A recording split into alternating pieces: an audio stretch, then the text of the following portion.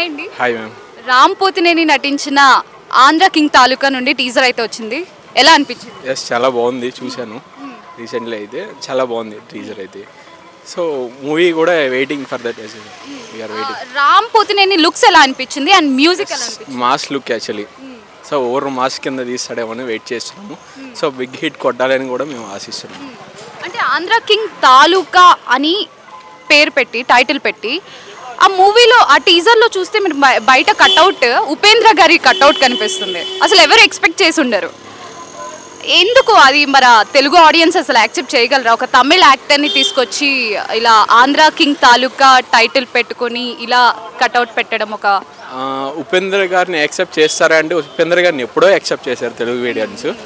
So just ఒక hero వెనకాల ఉండాలి కదా. ఏదో ఒక ప్రతి సినిమాలోనూ ఒక థియేటర్లో ఏదో ఒక షో జరుగుతుంటుంది, ఎవరో ఒక సినిమా ఉండదు. సో అట్లనే ఒక హీరో మూవీ రిలీజ్ చేస్తున్నట్టు ఆంధ్ర కింగ్ అంటే ఆబ్వియస్లీ గుర్తొచ్చింది మన పిఎస్పీకే గారు మాత్రమే. అంటే ఉపేంద్ర గారి కట్అవుట్ ప్లేస్లో పిఎస్పీకే పెడితే ఇంకా బాగుండేది. బట్ ఏమో వాళ్ళ ఆలోచన ఎట్లా ఉందో మనకు తెలియదు, వాళ్ళ థింకింగ్ ఎట్లా ఉన్నది. So that's.